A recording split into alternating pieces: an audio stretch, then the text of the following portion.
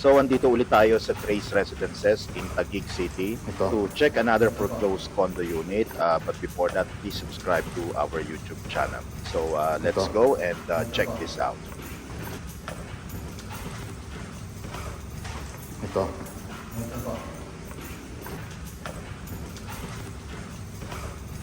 Ito. Ganyan talaga, iwanan mo yan. Di, mahirap ilabas sa kondong yung mga gamit. One bedroom, 27.33 din, square meters. Katulad nung naunang dalawa, Oo, bakit na around 3 million. may... Iwanan na yan.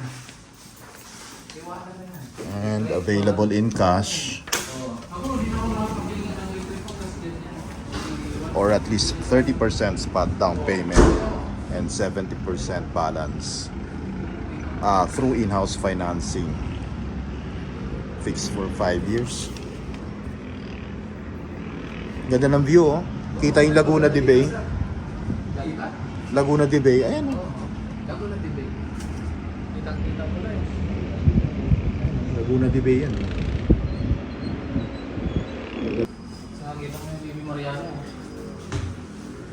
Taga dito po ba kayo sa Taguig? Kakabot, tigatagita. Saan ka po sa Taguig? Housing. KP Housing. Wala kayong unit na dito? Dito ang ano? Harap? Pero wala pa, hindi pa. Dapat hindi pa kompleto yung papel. Hindi na muna na pinapapunta. Alam mo pa kanina, iniiyak ka niya. Kasi may gusto kong bisitahin mo rin na dito ba? Seryoso ba?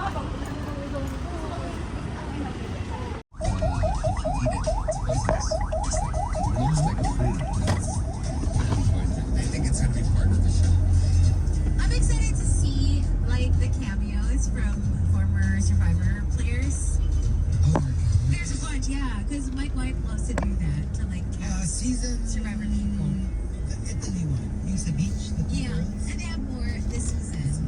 So Yeah, and then, well, yeah, the story is very interesting because it ends with that, with Patrick completely naked and his brother watching.